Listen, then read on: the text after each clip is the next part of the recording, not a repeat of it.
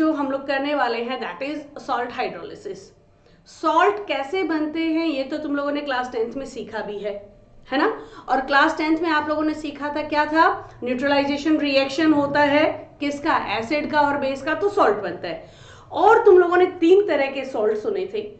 अगर strong acid और strong base आपस में न्यूट्रलाइज होते हैं तो क्या बनता है, न्यूट्रल सॉल्ट बनता है, यानी कि पीएच उसका 7 होता है। लेकिन स्ट्रॉन्ग एसिड और वीक बेस रिएक्ट करें तो क्या बनता है, एसिडिक सॉल्ट, यानी कि पीएच उसका 7 से कम रहेगा। पीएच कम रहेगा, कैलकुलेट करने की बारी आ जाती है, करेक्ट है। अगर स्ट्रॉन्ग बेस और वीक एसिड हो तो क्या होगा, पीएच बेस की तरफ जाएगा, यानी कि 7 से ज्यादा होगा, फिर पीएच कैलकुलेट करने की बारी आती है। तो यहां पर मैं आप लोगों को पहले तो बताऊंगी सॉल्ट हाइड्रोलिसिस होता क्या है, फिर मैं आप लोगों को बताऊंगी कि सॉल्ट हाइड्रोलिसिस होने के बाद हम उस सॉल्ट का पीएच कैसे कैलकुलेट कर सकते हैं। ये कैलकुलेट करने के लिए हमारे को 3 स्टेप से होके गुजरना पड़ेगा। जानने के लिए, कैलकुलेट तो फिर एक ही फॉर्मूला से होगा।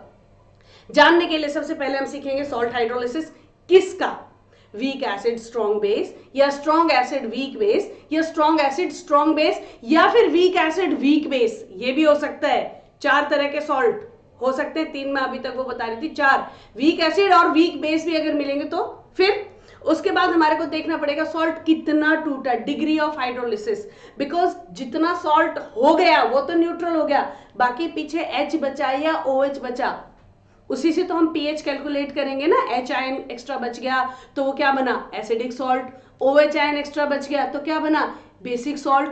वीक एसिड और वीक बेस होगा तो हमें यही नहीं पता कौन सा H आयन ज्यादा बचेगा या OH बचेगा, वो डिपेंड करता है उनकी कंसंट्रेशंस पे। तो सॉल्ट हाइड्रोलिसिस पता लगाने के बाद फिर हम पीएच कैलकुलेट करते हैं। तो 3 स्टेप्स में मैं इसको पूरा करूंगी आप लोगों के सामने। पहले हम करेंगे कि सॉल्ट हाइड्रोलिसिस है क्या, कैसे होता है, और आज जो हम करने वाले हैं वो हम करने वाले हैं वीक एसिड और स्ट्रॉन्ग बेस का एक एग्जांपल लेके मैं कराऊंगी। सॉल्ट हाइड्रोलिसिस न्यूट्रलाइजेशन रिएक्शन का उल्टा होता है, अभी कराती जाऊंगी, तुम्हारे को बहुत अच्छे से समझ में आ जाएगा। आज हम लोग ले लेते हैं सॉल्ट हाइड्रोलिसिस किसका करेंगे, weak acid and strong base का एग्जाम्पल लेके कराऊंगी तो बहुत अच्छे से समझ में आ जाएगा। वीक एसिड में हम लोग जनरली जो ले लेते हैं वो क्या होता है, CH3COOH हमने ले लिया। पहले मैं न्यूट्रलाइजेशन करके दिखाती हूँ, फिर सॉल्ट हाइड्रोलिसिस करूंगी। और स्ट्रॉन्ग बेस जनरली हम लोग जो ले लेते हैं वो क्या होता है, NaOH। दोनों एक्वस ले लिया हम लोग, बिना एक्वस के तो रिएक्शन होगा ही नहीं, ये तो सोचने की ही बात नहीं है, तो इसको भी यहाँ पे मैं एक्वस लिख देती हूँ, करेक्ट। और ये जब न्यूट्रलाइजेशन होगा तो क्या बनेगा बच्चों, सॉल्ट बन जाएगा CH3COONA, है ना, CH3COONA, एंड ये भी एक्वस में ही होगा, and water, this is neutralization reaction, correct है। अब ये न्यूट्रलाइजेशन रिएक्शन का उल्टा इज सॉल्ट हाइड्रोलिसिस। कैसे सॉल्ट हाइड्रोलिसिस, अगर ये स्ट्रॉन्ग एसिड और बेस का होता तो ये कंप्लीटली आयोनाइज हो जाता है, यानी कि सॉल्ट का हाइड्रोलिसिस नहीं होता। अब देखो हो क्या रहा है, देखो CH3COONA को अगर हम लोग पानी में डालते हैं तो क्या बनेगा, क्या आयंस बनने चाहिए, बस थोड़ी सी देर ध्यान से देखना, बहुत इजी समझ आएगा। ये क्या बनेगा, CH3COO नेगेटिव आयन और सोडियम आयंस, ऐसे ही टूटेगा ना ये सॉल्ट, पानी में जाएगा तो। लेकिन क्योंकि ये जो एनायन है ये फटाफट से पानी में मौजूद H आयंस के साथ, यहां होने वाला हाइड्रोलिसिस अभी देखना, CH3COONA पानी के साथ रिएक्ट करेगा, फट से इसमें से एक H आयन ले लेगा और अनआयोनाइज्ड कंडीशन में आ जाएगा। सोडियम तो आयनाइज है, बहुत स्ट्रॉन्ग कैटायन है, ये आयनाइज्ड रहेगा। ये दिस इज सॉल्ट हाइड्रोलिसिस, मतलब सॉल्ट जो था वो टूट गया है, कंप्लीट सॉल्ट नहीं बचा, ये CH3COOH बन गया, ठीक है, सॉल्ट हाइड्रोलिसिस। अगर हम इसी को, और Na नहीं यहाँ पे, सॉरी, OH, हाइड्रोजन निकल गया ना, OH मिल गया। अब देखो ओवरऑल अगर रिएक्शन इसी का हम लिखें तो हो क्या रहा है, देखो इसको overall reaction CH3COONA plus water, तो रिएक्शन अल्टीमेट कंपाउंड्स हमारे पास क्या आ रहे हैं, ये आ रहे हैं COOH प्लस यहां से Na ion plus OH negative ion. यही आ रहा है ना, इससे तो ये कट गया, यही बन रहा है भाई। ये देखो, ये है ओवरऑल रिएक्शन। सॉल्यूशन में देखो OH आयन पड़ा हुआ है। ये OH आयन किसकी वजह से आया? ये CH3COO नेगेटिव एसिटेट आयन की वजह से OH आयन सॉल्यूशन में H आयन कम हो गया, बिकॉज ये वीक एसिड था। और क्योंकि ये हाइड्रोलिसिस हुआ एनायन की वजह से, एनायन की वजह से, इसको हम लोग कहते हैं अनायोनिक, अनायोनिक हाइड्रोलिसिस। अगर वीक बेस होता तो कैटायनिक होता, जो मैं नेक्स्ट क्लास में आप लोगों को बताऊंगी। यहां पे हाइड्रोलिसिस तो हो गया, थ्योरी समझ में आ गई कि हाइड्रोलिसिस हुआ है यानी कि सॉल्ट टूट गया है, इसीलिए सॉल्यूशन में OH नेगेटिव आयन है एंड ये बेसिक सॉल्ट बनेगा। यस, वीक एसिड और स्ट्रॉन्ग बेस की वजह से क्या बनेगा? बेसिक सॉल्ट बनेगा। अब हम लोगों को देखना है चीजें, देखो जब न्यूमेरिकल्स करते हैं तो हमारे को वही इक्विलिब्रियम के लॉ को बार बार लेके आना है, कांस्टेंट हमें पता होना चाहिए। देखो जैसे ही हम लोगों ने वीक इलेक्ट्रोलाइट्स कैसे जब वीक एसिड्स थे, वीक बेसिस थे, उनका पीएच कैसे कैलकुलेट किया था, Ka से Kb से, है ना। जब हमें कांस्टेंट्स पता होते हैं, कंसंट्रेशंस पता होते हैं, तो हम लोग पीएच कैलकुलेट कर सकते हैं। अब हमें क्या करना पड़ेगा? अब हमें सबसे पहले तो इसका कांस्टेंट पता करना पड़ेगा। कांस्टेंट पता करने के लिए बाकी सारे मैं इरेज कर देती हूं और यहाँ पे रख लेती हूं अपने पास जहां पे हाइड्रोलिसिस हो रहा है। ये हो रहा है हाइड्रोलिसिस, इसकी जगह आप कोई भी जनरल भी ले सकते हैं। जनरल भी कोई भी अगर लोगे आप, उससे भी बात बन जाएगी।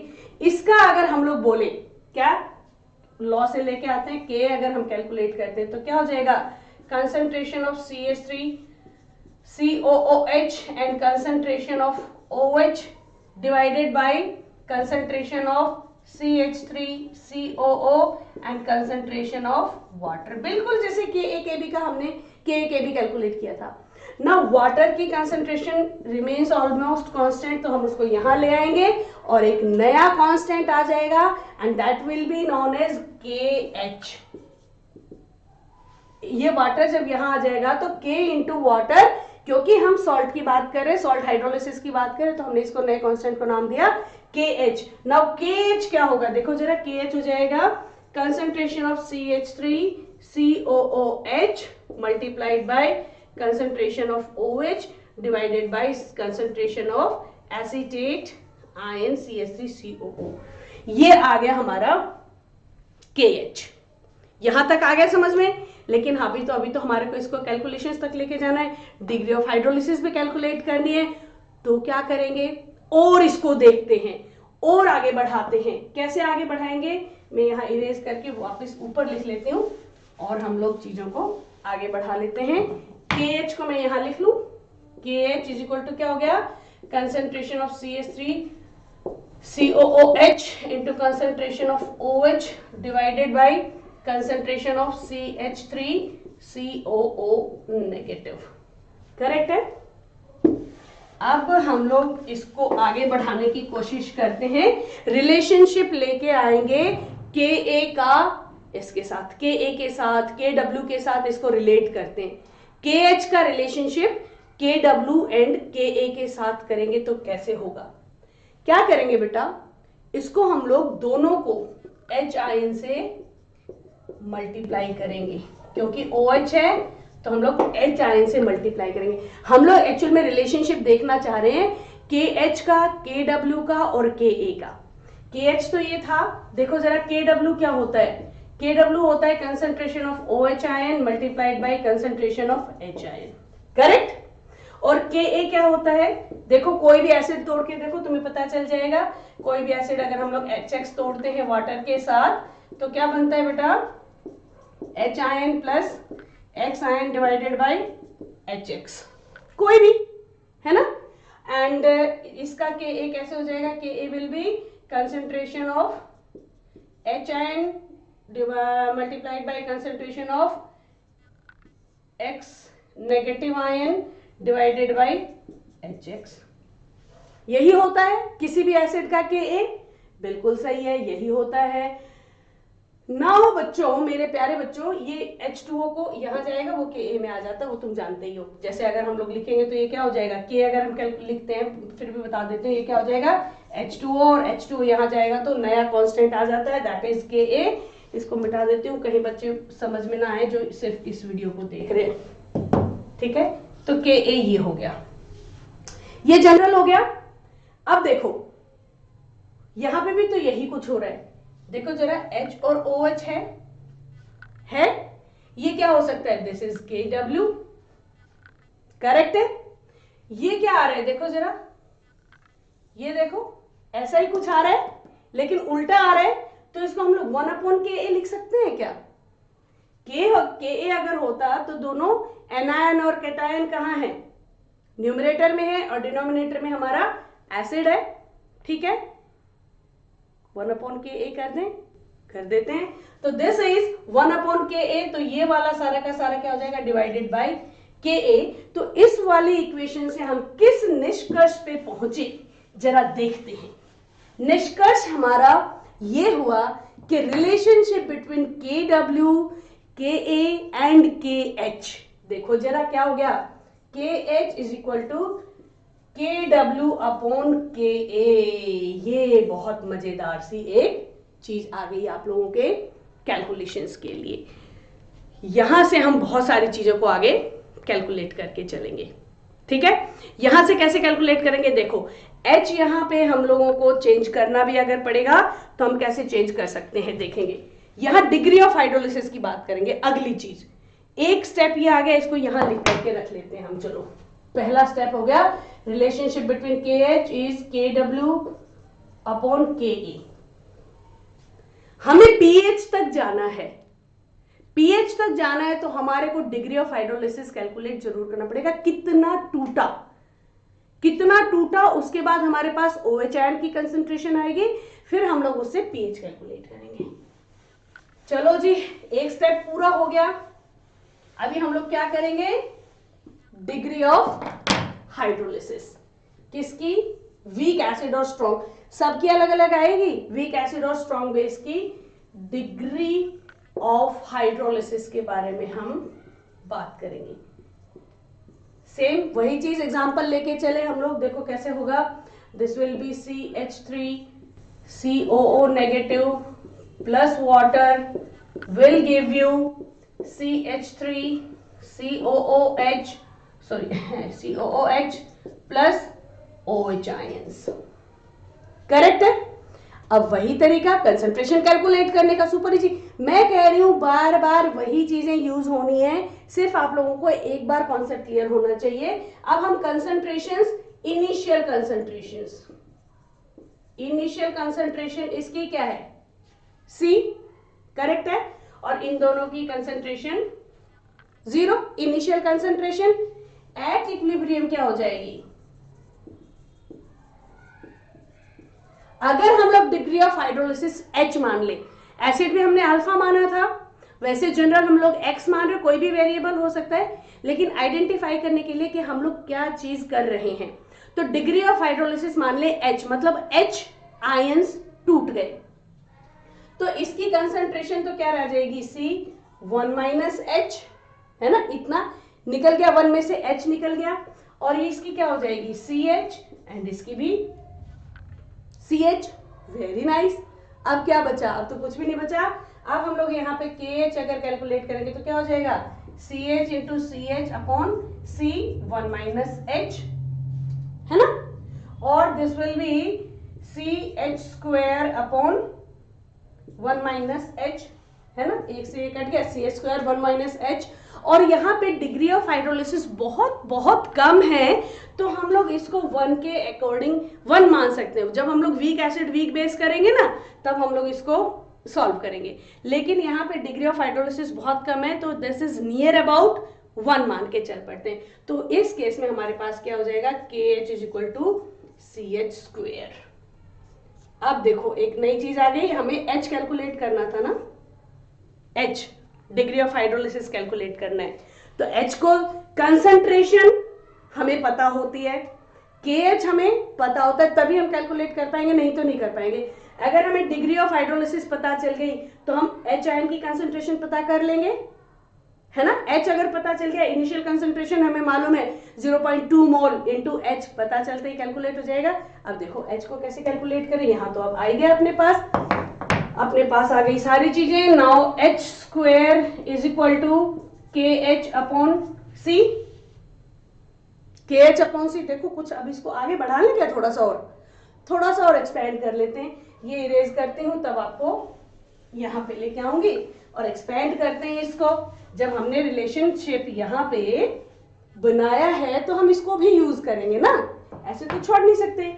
Now H square is equal to KH upon C। तो H क्या हो गया, H हो गया under root KH upon C। अब तो समझ में ही आ गया, KH का रिलेशनशिप यहाँ पे भी है। KH की जगह हम लोग KWKA ले सकते हैं क्या, ले लें, चलो कर लेते हैं। तो H क्या हो गया, under root KW upon KAC। एक रिलेशनशिप हमारे पास यहां आ गया, इसको भी यूज करेंगे, है ना। बहुत इजीली चीजें अनसॉल्व हो रही हैं, सॉल्व हो रही हैं, खुलती जा रही हैं, अनसॉल्व थी खुलती जा रही हैं। ये चीजें बहुत मदद करेंगी। ये देखो किसके लिए आया, KWKA इंटू C अपने पास आ गया, वेरी नाइस। क्या H आ गया तो अपने पास बात बनी जाएगी, H is equal to under root KW upon KA into C। Now this is degree of hydrolysis calculate हो गया। डिग्री ऑफ हाइड्रोलिसिस कैलकुलेट होने के बाद तो pH कैलकुलेट होने में देरी नहीं लगती। चलो तीसरी चीज हम क्या करते हैं, pH ऑफ वी सॉल्ट, या फिर हम लोग इसको बेसिक सॉल्ट लिख देते हैं, ठीक है। बेसिक सॉल्ट ही तो बना है। pH कैसे कैलकुलेट करेंगे, अपने पास क्या था, देखो मैं दोबारा से यहाँ पे लिख देती हूँ। अपने पास था CH3COO, Na नहीं टूट गया है, water will give you CH3COOH plus OH, और इक्विलिब्रियम पे OH की हमारे को देखो pH कैलकुलेट करने के लिए या तो H आयन की कंसंट्रेशन हो या OH की कंसंट्रेशन हो, निकाल सकते हैं बिल्कुल। नाउ इक्विलिब्रियम पे इसकी कंसंट्रेशन क्या थी, CH थी ना। अब यहाँ पे हम लोग H की वैल्यू पुट करके इसको निकाल सकते हैं क्या, चलो जी H की वैल्यू पुट करते हैं और निकालना शुरू करते हैं। OH ion is equal to अपने पास है CH, very nice. OH ion is CH, correct है। अब H की वैल्यू पुट करो और काम करना शुरू करो।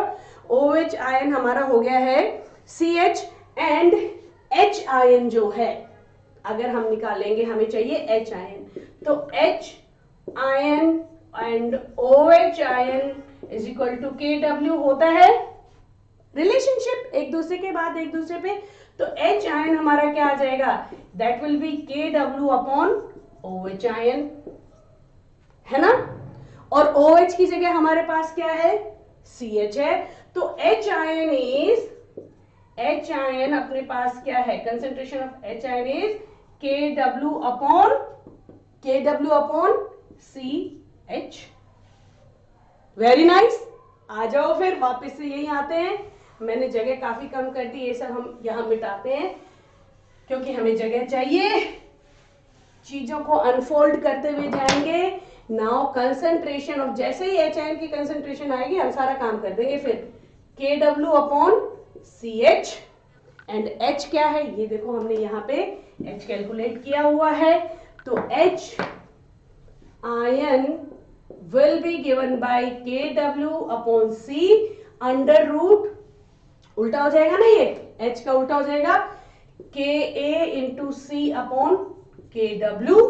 सॉल्व कर देते हैं, जितना सॉल्व हो सके यही निपटा दो काम को, फिर बाद में माइनस लॉग H आयन से हम लोग pH कैलकुलेट करेंगे। इसको अगर हम लोग सॉल्व करते हैं तो कैसा हो जाएगा, देखो जरा, this will be KA into C upon KW, और ये अंदर आ जाएगा तो क्या हो जाएगा, KW into KW divided by C into C, C से C गया, KW से KW गया। बचा क्या, बचा अपने पास के A into K W upon सी, ठीक है। अंडर रूट के ए अपॉन, ये क्या है अपने पास, एच आई एन की कंसंट्रेशन है। बातें आ रही है ना समझ में, वेरी नाइस। या तो हम इसको ऐसे लिख ले, या हम इसको ऐसे भी लिख सकते हैं, K A upon multiplied by K W upon C raise to the power half, लिख सकते हैं ना। क्योंकि जब हम लॉग में जाते हैं तो हम लोग क्या करते हैं, एक्सपोनेंशियल पावर्स का इस्तेमाल करते हैं और लॉग बहुत इजी हो जाता है। Now coming back to calculation of pH minus log H ion, और इसको हम लोग एच आई एन की जगह पुट कर दें, क्या कर दें, क्या देखो कर देते हैं, चलो pH is equal to minus log H ion की जगह क्या पुट कर दें, K A into K W upon C raise to the power half. अब इसको सिंप्लीफाई कर लेते हैं, सिंप्लीफाई करने में क्या हो जाएगा, माइनस हाफ इधर आ जाएगा, then pH will be minus half, इसको ब्रैकेट में रख लेते हैं, log K A plus log K W minus log C, है ना बच्चों, है ना।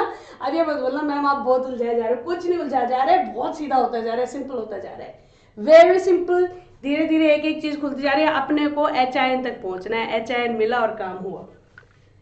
यहां देखो, अब इसको सिंप्लीफाई कर लेते हैं, इसको इरेज करूं मैं पहले, सब इरेज कर देती हूँ, ये लो यहां कर देते हैं, आप लोगों को अब चीजें समझ में तो आ ही गई हैं।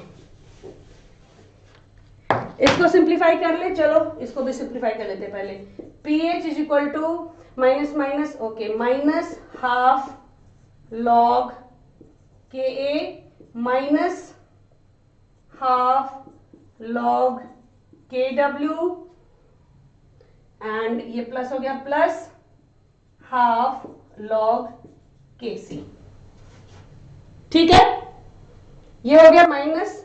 अच्छा एक चीज और हमें मालूम है, ध्यान दो जरा, ध्यान दो जरा, minus log K W is equal to P K W, है ना, minus log K A is equal to P K A, है कि नहीं है, ये करे आप ऐसा ही कुछ यहाँ पे भी करते, देखो इसको माइनस लॉग के ए को हम क्या लिख सकते हैं, चलो जी यहाँ नीचे जगह कम हो गई, यहाँ ले आते हैं वापस, यहाँ करते हैं, चलो this let us simplify it here. तो pH इज इक्वल टू, अरे बाप रे ये तो मैंने बहुत हौच पौच कर दिया, कोई नहीं, यहाँ लिखते हैं minus log K A is equal to P K A and minus log K W is equal to P K W. इसको पहले लिख लेती हूँ ना, W को पहले लिख लेती हूँ, कोई बात नहीं। तो P के W की जगह हम लोग क्या लिख लेंगे, हाफ P के W, करेक्ट है, प्लस हाफ P के A and plus half P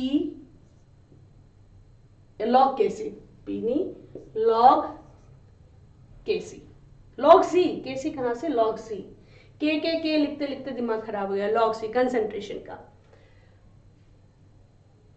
एक चीज और बताऊं, P K W 25 degree Celsius पे कितना होता है, 14, तो इसको भी लिख ही देते हैं ना। तो pH is equal to 14 into half plus half P K A plus half log C, ये कितना हो गया, अब pH सॉल्व हो गया, 14 का 7 और प्लस हाफ, इसको ब्रैकेट में ले आते हैं, P K A plus log C, ये आ गई बात। Now I suppose this is very much clear to you.